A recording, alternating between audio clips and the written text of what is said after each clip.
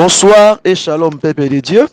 Nkolo a pambola bino lisusu na ko se connecter na pokwa lelo na service na bisu ya pokwa lelo o tozali nango o toyebaki ko banda ne bandeli ya mwa o to komi na 14e soirée pe le 14 juin. Vraiment eza ngolo nzambe kati na biso parce que eza na mingi oyo ba moni pokwa lelo te. Eza pe na mingi o ba komi na pokwa lelo te mais nkolo Messia salinga na ngolu ya kobele mesu na présence na ye. Vraiment c'est une grâce à ne pas vraiment négliger. Ya kozwa vraiment considération ya ngolu o nzamba asali biso. Vraiment kola pambolo libota na nzambe nyonso o bozolanda biso partout dans le monde, partout bozaleli. Vraiment kola pambola biso. Vraiment soyez une fois encore bénis. Et j'insisterai aussi d'inviter nos frères et sœurs au bazan zinga baya tobelema baya vraiment tobelema na présence ya kolo parce que l'autre tozo banda parti mususu kaka na kati ya prière o toza na ngwa losambo ya ana nde yango na pesi bino mboto pe na greet bino na passer mes salutations na ngai na koloba susu bonsoir shalom libota na nzambe kimia na kolo ezalisa makati na biso. Vraiment sans plus tarder nous allons prier pour laisser ce moment entre les mains de Dieu. Tosenga na ye akamba biso pe topambola kombo na ye yango tobondeli na kombo na Yesu Christ de Nazareth. Seigneur Jésus, le Dieu tout-puissant, le comparable Dieu, le maître des temps et des circonstances, nous bénissons encore ton nom et nous élevons encore ton nom parmi nous et sur ces services, Père de gloire. Il n'y a pas un maître comme toi, il n'y a pas vraiment un sauveur comme toi. Tu es un Dieu amour et fidèle. Il n'y a pas personne qui on peut lui comparer avec toi ici-bas. Tu es l'unique par ton qualité, tu es unique par ton genre. C'est pour cela que nous bénissons ton nom. Et Père de gloire, na soirée topé na pokwa lelo, nous demandons encore ta couverture, ta protection, ta présence. Ton Esprit Saint soit avec nous. Conduis-nous et dirige-nous, Père de gloire. Purifier, topé, sanctifier. Longola semon, Seigneur, sur ma benakati à studio oyo, na lopango oyo, na instrument nyonso, même atananga moto nazali boso peuple, na yapona konfongola mona pona retransmettre ce message, Père de gloire. Sanctifie-moi et aie pitié de moi, Père de gloire. La ligne de transmettre un message où il détruit peuple, maintenant transmettre un message où il faire croître encore ton peuple, bazwa vie, bazwa croissance ya malamu na service ya pokwa lelo. Nazala rondima ete motonyo soena mikumba na kati ya service où ya kozwa et ya nope ya kozwa solution o paza na kati ya kobela kozwa lobiko na kombo na Yesu Messia. Père de gloire domine, konza pérenier ete nandime tozana biso longo. Emmanuel Dieu parmi nous, yango to pamboli kombo na yo, lokwa libota moko, tolobi susu. Merci Seigneur Jésus-Christ de Nazareth. Alléluia. Amen. Amen. Kolo Messia pambola biso. Sans plus tarder, nous allons lire la parole de Dieu. Nakati ya livre ya Matthieu le chapitre 1er, à partir du verset 21 à 25e verset, et puis dans Matthieu chapitre 2, le verset 1, il y a Tutangi makomi nankolo, elle affantera un fils, et tu lui donneras le nom de Jésus, celui qui sauvera son peuple de ce péché. Tout cela arrivera. Je m'excuse, tout cela arriva enfin que s'accomplisse ce que le Seigneur avait annoncé par les prophètes. Voici, la Vierge sera enceinte, elle affantera un fils et on lui donnera le nom d'Emmanuel, ce qui signifie Dieu avec nous. Joseph s'étant réveillé fit ce que l'ange du Seigneur lui avait ordonné. Et il prit sa femme avec lui. Mais il ne la connut point jusqu'à ce qu'elle ait enfanté un fils, auquel il donna le nom de Jésus. Matthieu chapitre 2, le verset 1er. Jésus était né à Bethléem, en Jude, au temps du roi Hérode. Voici des mages d'Orient arriveraient à Jérusalem. La parole de l'Éternel. Prions. Seigneur Jésus, merci pour ce moment. Conduis-nous et sois avec nous. Nakombones Messia. Amen. Alléluia. Soyez vraiment abondamment bénis. C'est votre humble serviteur, le frère Paul Boakassa. Rocky. Na apesi bino mbote ya mingi pe na pamboli bino vraiment lisusu kobelema na présence ya kolo poso bozaki telenga lobela banani. Vraiment merci pour votre présence. Je suis sûr que je suis vraiment na elikana koloba ete nzamba osala eloko moko pona na poko lelo. Alléluia. Alors notre thème à poko lelo ezali ete pourquoi je suis né dans cette famille. C'est ça notre thème de ce soirée. Na nouveau parti Otobandi na kati ya losambo ya Anna. Pourquoi je suis né dans cette famille. Pona nini na botama na kati ya libota oyo. Muku nzama pambola biso. Losambo ya Anna. Na baki ete na kati ya losambo ya Anna eza makambo etala vraiment individualité. Donc tozolo bela ba actionnaire, tozolo bela to bazali ba acteur na kati ya service oyo. Anna Zalaki acteur, actrice, yeah, c'est ça. Que Dieu nous bénisse. Pourquoi je suis né dans cette famille? Alors on a bisio été au boss sanate ko invité ndeko wana wazwe banano identité na été bengi sa aya vraiment poto bandi lo samba famille lelo. Na kati ya programme tozana ngona kati ya séminaire de prière oyo. Pourquoi je suis né dans cette famille? C'est une question vraiment. Et cette question me a posé.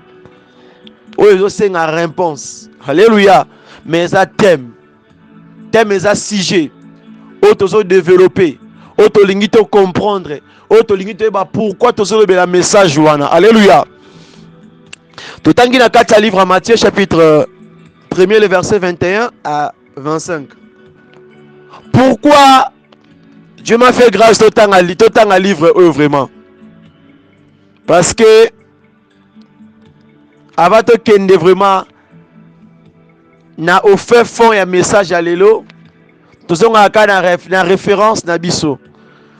C'est pour cela tant qu'un prédicateur, même prédicatrice, tant aux autres osez ba commenter ya ko présenter ton maître vraiment le lengani na kolobela kombo ya mutu oyo.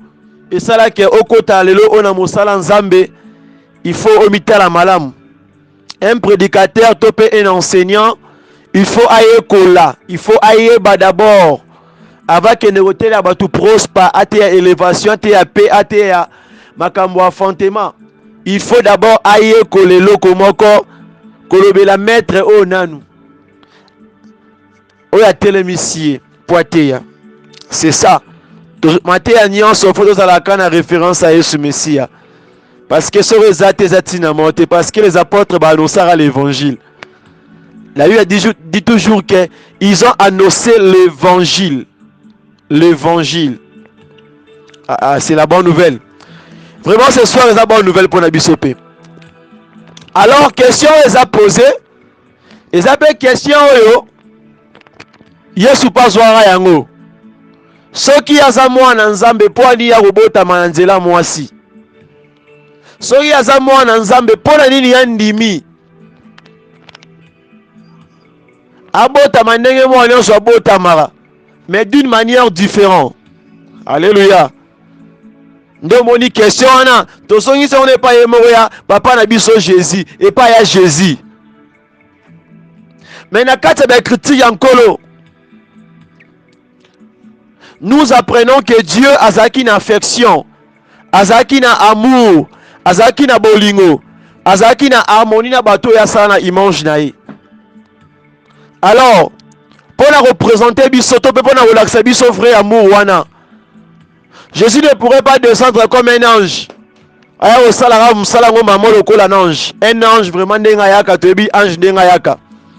Parce que ange na kibo capacité na kibo ange loup. ezali difficile à demeurer tambolai na nzoto oyo na mutu oyo aza humain ici-bas.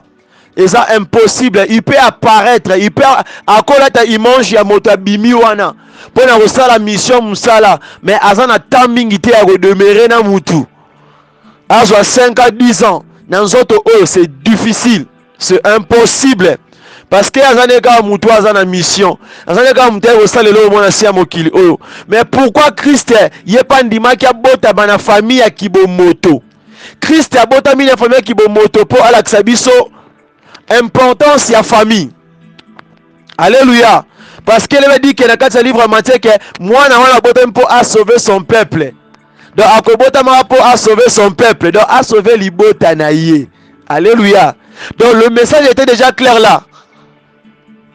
Donc tant qu'on va se poser Christ et motuna wana, il faut pas qu'il pas Joseph pour alimbo la bango malamu ete mwana wana zo botama, mwana wa botama ki po a robikisa nde biso libota na ye. Ozwi réponse. Donc Yesu abotama ki na kati ya libota ba humain po alakisa biso ke ye pasa mutu na kati na biso ba humain. Donc aza ko faire partir na famille oyo. Alléluia. C'est ainsi que na akoya koyate le rôle angelou akitara to moniemba moko kitatara mbala mobwe abandi ko opérer ba miracle te. Et senga ki abota lokola mwana nyonso na kati ya libota. Aza la peine à origine, aza la peine à référence, aza la peine à papa oyo aza na mai na makila, na mama oyo paza na mai na makila. Alléluia. Ndemo tune zali awa. Pourquoi je suis né dans cette famille? Na point oyo cette question na ebité soyi muto wanga na awa. Oboso kanga na bisika oyo. Tout le monde qui est là. Na 100% na kolongola 2% bien 1%. Oh, nana mi posa question ote. Na bika 1% na kolongola. On va pas s'en répéter. Ngaru na ote on a commetté on a sala yango. Ya pafu makambo yinda na kati ya famille na bibi make anzambe. Pour aninga na bota mana kati ya libota boye. Ah, pourquoi? Parce que je suis humain. À l'époque natawana, oui, c'est et ça question mais question on est là quoi ensemble ça peut ensemble. Alléluia. C'est une question mais au sambi sans ensemble. Pourquoi? Donc Dieu avait fait l'erreur pour que toi tu sois né dans cette famille là. Tu dis à Dieu, ah, pourquoi moi je suis né dans cette famille? Une famille qui la stabilité, une famille qui n'est même pas bien réputée, et ça mal réputé. Alléluia. Il y a des chrétiens, il y a des hommes de Dieu, il y a des pasteurs qui me suivent là, qui ont haï, qui ont même rejeté ma botte à la bango. Oui, qui me suit là maintenant. Pour avant que ne dit par la profondeur, il y a service à la famille. Il faut comprendre d'abord introduction. Donc c'est ça. Il y a des serviteurs qui me suivent là. Il y a des jeunes frères comme le frère Paul. Il y a des jeunes sœurs comme la sœur Francine. Il y a des mamans comme maman, mamie. Comme il y a beaucoup qui sont là. Il y a des frères aussi comme des frères Dani. Il y a même les enfants. Oya Wangana. Qui ont même régné leur famille. Son père ou sa mère. Parce que c'est ça la famille, non? Papa, maman, frère, sœur, oui. Tous ces gens-là qui forment la famille. La famille restreinte. Et la famille élargie. Alléluia. Pourquoi Dieu a accepté que toi tu sois né là? L'autre dans la première partie. Autour de rebond de la awa. Nathalie, sur première version est sous Messia. Pour comprendre pourquoi que Christ est andima qui a beau tamananzoto. Parce que Dieu nous voulait juste nous montrer que nous sommes réellement son image. Il n'y a pas un ange, il n'y a pas quelqu'un à part Jésus-Christ et Moko. Il n'y a pas personne. Il n'y a personne. Il y a qu'à jusqu'à pour nous montrer que nous sommes ses créatures. Nous sommes sa famille. Nous sommes ses frères et ses sœurs. Alléluia, en Jésus-Christ. Alléluia, bien-aimé. La Bible dit que Yesu abotamaki na commune ya Bethléem. Alléluia. Na commune ya Bethléem. Soki pe na province ya Jude. Da Yesu abotamaki na commune ya Kitambo. Eza exemple na pesa. Na capitale Kinshasa, nde bisika oyo botamaki wana. Botamaki na Matete, botamaki na Selembao, botamaki na Bandal, botamaki na Gombe, botamaki na Makampagne. Oyoko botama sot na Ngalema, oyoko botama na Namibi na Windhoek na ebite, na Katutura. Botami na Chivarongo kuna na town na ebite. Ce sont des références qui prouvent que moi na botamaki. Mais pour botama bongo, ni ne salaki yo botama. Allez, tokemba na kati ya livre Psaume. Po to lingi to bondela. Na kati ya livre Psaume chapitre, est-ce que bi verset wana? Chapitre 139. Le verset 13 tina 16. Verset to robela ngona ya bandetina suka. Comment on a chaque matin on noté awa? C'est toi qui as formé mes reins. Oh. Qui m'as-tu sais dans le sein de ma mère? Ah, tu souviens la première verset. Malin, mais molo. Interprète à Zati, pour raisonner les lois. Ah, pour me message à Boissang à Radonki. Bateau Bazala Radonki déjà les canards. Faut comprendre dans malamu. Pour il y a beaucoup de gens qui se posent des questions. Et moi, atali ma famille naye, atali na mayelo azanango, atali na boto azanango, atali ki mulaya azanango, atali ki mingo azanango, atali ka na forme azanango, mona ke na famille wana e concordete. Mutu nyonso oya mare na abima na forme membre différent na ndekole mususu. Me posera question wana. So na kosi aloba. Ayibi keze solo. Alors bien te yonde au format donc Nzambe nda sala ba rein na yo. Donc s'il n'y a pas de rein, mtana ba rein te mto vivre te hein. Ah, donc Nzambe nda format ba rein. Ya yo. A former ba rein wana wapi? Abi kima tu sais dans le sein de ma mère. Oh! Donc il rewane zalaki formé na kati ya libumu ya mama na yo. Nde bisika oyebi ke oza mwana famille Bwakasa. Oza mwana famille Mwamba. Oza mwana mama Lusamba.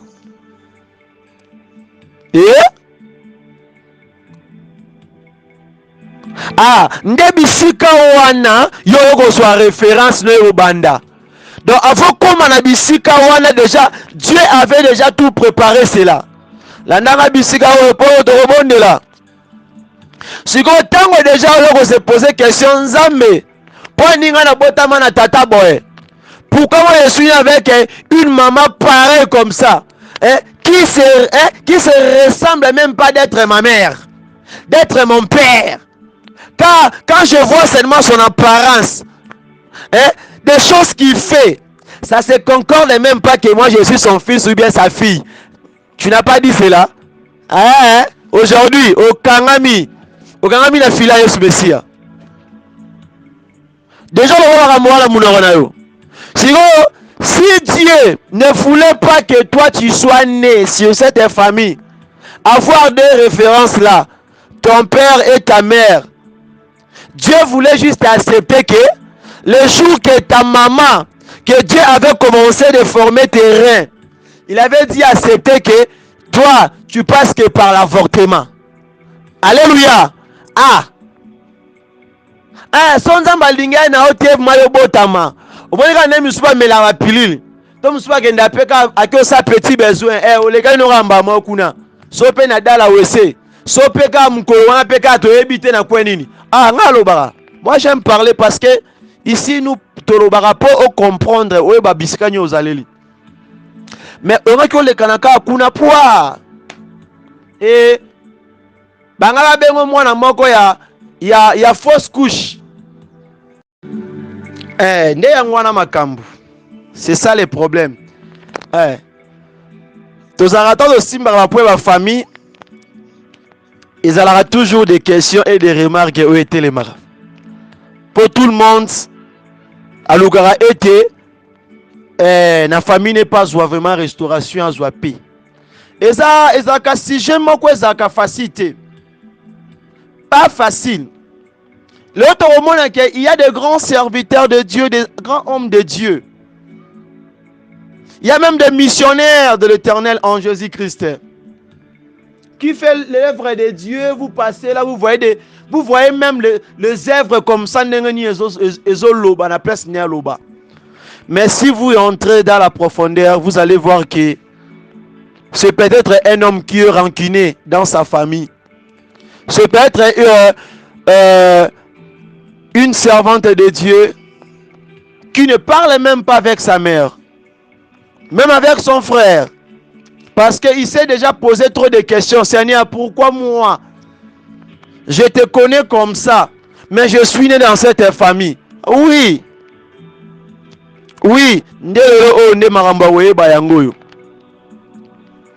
Pourquoi Dieu a accepté, a créé, a formé reine na yo?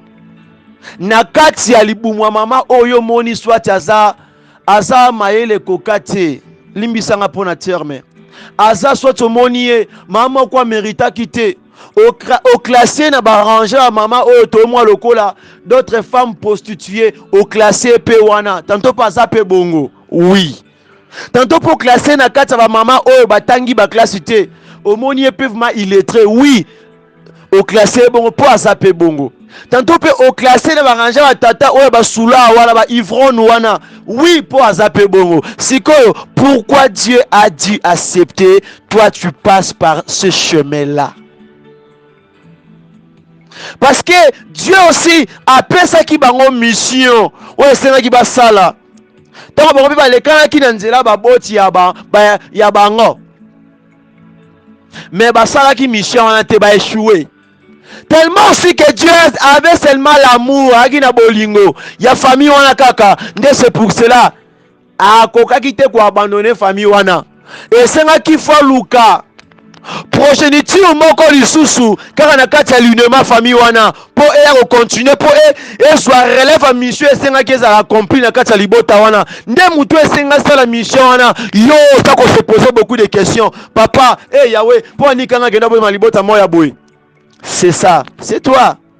Yonde wana, cet homme de Dieu là que je suis en train de parler, surtout les hommes de Dieu et des servants de l'Éternel. Il y a beaucoup qui ont régné leur famille. Beaucoup de serviteurs, beaucoup de prophètes, surtout les prophètes qui voient beaucoup, et des prophétesses. Ce n'est pas facile. Quand on parle de la famille, il y a même pas facile parce que famille, dans ta famille, il y a autre bengaka poto nde les gars dans ta famille. Il y a des points où ça là que mutamoni qui a été eleki. Ça arrive, même ça arrive. Ce n'est pas dit que la famille est une famille parfaite. Non, je n'ai vivrai rien au pays. Mais pour te dire que nous devons toujours rester même moral dans le Messie. Pourquoi? Christ est.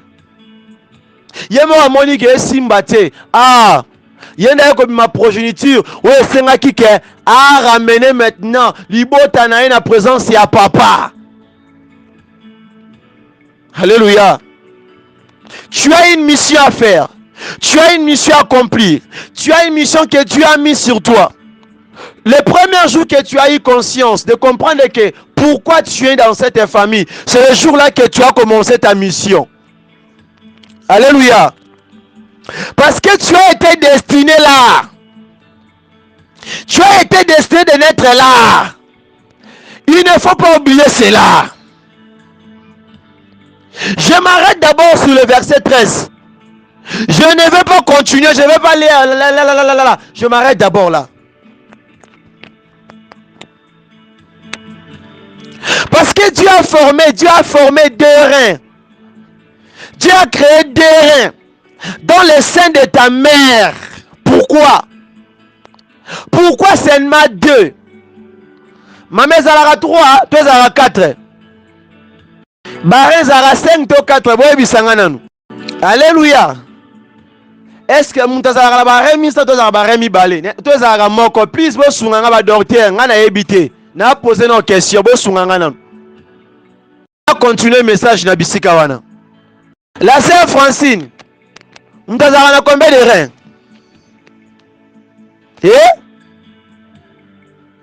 Mtazara na 2 reins. Tikanga siko na Sabino. Tobeti na maboko le kum na nkolo su Messia parce que comprendre que mtazara na 2 reins. Ezara 3 ezara 4 te 2.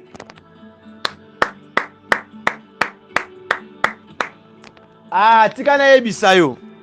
Siko tinza mbasala yo format yo na 2 reins. Na kati ya libuma mama na bino.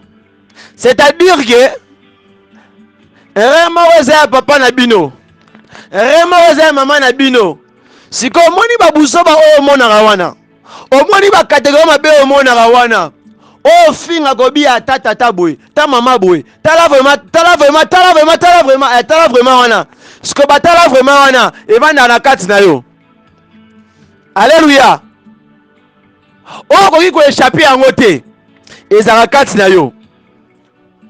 Ezaka na mutu ndako ebiso ke yo mama mosala loka papa aboti loka mama aboti yo mo tika mo na moto bia jamais ngai na ye to ata ndenge mote ku prevane aza soulard ye uta za boye yaza akatakata aza muyibi menga aza muyibi tete. Pourquoi pona kati no zana ba remi balé ozana re ya tata na ya mama. Alléluia. Alléluia. C'est ça, c'est ça. C'est ça. Kati na nkolo. Na woloba ete kati na nkolo natali so ete. Il y avait premièrement le rein de Dieu là. Il y avait le rein de Dieu là. Le Dieu lui-même était en Jésus-Christ. Et pour le deuxième rein, c'était le rein des humains. De nous les humains. C'était en Jésus-Christ. Alléluia. Donc Yesu Messia nda sangisaki l'humain nawe ezali lekibonzambe akomisaki yango un. Parce que derrière wana kati na yo esangisa 2 personnes ekomi batu moko. Alléluia. C'est pour ça biso pe kati na nkolo tozaka libota moko na Yesu. Nzamba pambola biso kati na nkolo. Vous voyez? Ce sont des choses oyo esengi photo simbaka. C'est ça des choses oyo esengi ya koyeba d'abord. Il ne faut plus, je dis plus jamais. Même si bimio na kati ya kanda ke ah Seigneur, je regrette pourquoi je suis né dans cette famille. Quand tu as seulement dit cette phrase-là, cherche pendant quelques minutes, bien secondes, réponds-toi sur place. Je sais par la colère, nous tous tobimisara yango, na mitie nanga mona ka tobimisara yango. Mais quand tu reconnais que déjà lobi yango, réponds-toi sur place. Parce que si toi tu commences d'abord de reconnaître que le niveau que tu as, c'est un niveau qui est plus élevé par rapport à par rapport même à tes parents. Oui, tu as un travail maintenant exemple, c'est la facilité de enseigner quelqu'un au déjà Mobangia Kuba. Tout n'a pas son marambuti. Pour ça là, à briser l'esprit idolâtrie na kata kibomoto. Bah toi mais ça refuka mais la arche de l'Éternel. Pour atteindre il y a un Dieu dans la chair. C'était pas facile. C'est pour ça ce soir, nous voulons comprendre que pourquoi dans le livre Psaume 51, ami nous sommes 13e verset on a l'élo. Tous appréciés, nous ne sommes pas vraiment vite. Pourquoi David dans le livre Psaume 51? Kenemba wana version no monango. Psaume 51 dans le verset 7. Qu'est-ce que David dit? Voici, je suis né dans l'iniquité et ma mère m'a conçu dans le péché. Alléluia. Pour David a comprendre que kuna kende robia makambo barin awa d'abord abandaki na inquiétude que maman na botie na nzela lisumu. Donc même si a refusé ayeba kaka na kati na ya za ko apporter sémence. Et tant que lobeli maman, c'est-à-dire que papa. Tant que lobeli papa, c'est-à-dire que maman. Donc, c'est-à-dire que David d'abord, il a compris. Il devait prier, demander à Dieu sa miséricorde. D'abord pour sa famille, ainsi que même pour sa mère, ainsi que même pour son papa. Dès que nous avons le droit de prier pour nos familles, peu importe les circonstances, même si ba lingioté, même si ba la posa naoté. Mais il faut garder qu'à point mon corps, le point que je suis en train d'insister ici. Si Dieu n'avait pas voulu que toi tu sois né dans cette famille-là, tu devais passer par l'avortement. Et tu devais même passer pendant le moment que ta mère, elle était allée pour aller se soulager. C'est à ce moment-là, tu devais même te disparaître. Même pas naître. Hein? Même pas ta kobotama. Pendant ces moments-là. Mais l'Éternel Dieu n'a pas voulu. Même si maman Kendaki babi miso terre vous là. L'Éternel Dieu n'a pas voulu cela. Pourquoi? Parce que tu devais continuer. Tu devais même refaire une mission que tes parents n'ont pas réalisé ou accompli cela. C'est pour cela ce soir, nous voulons prier. Même plus que David, lui demander la miséricorde, lui demander le sang de Jésus, qu'il purifie sa vie, et en regardant aussi sa famille. Et ce soir, comme que Christ a fait cette prière là pour nous, de prier, de demander au Père que la miséricorde, Papa Yokamawa, Papa Sokola, Papa sanctifié, appelle la peuple, Libotanaye. Ce soir, yo pose Bisanzambe, sa miséricorde de quoi Libotanayo. L'autre, la première étape.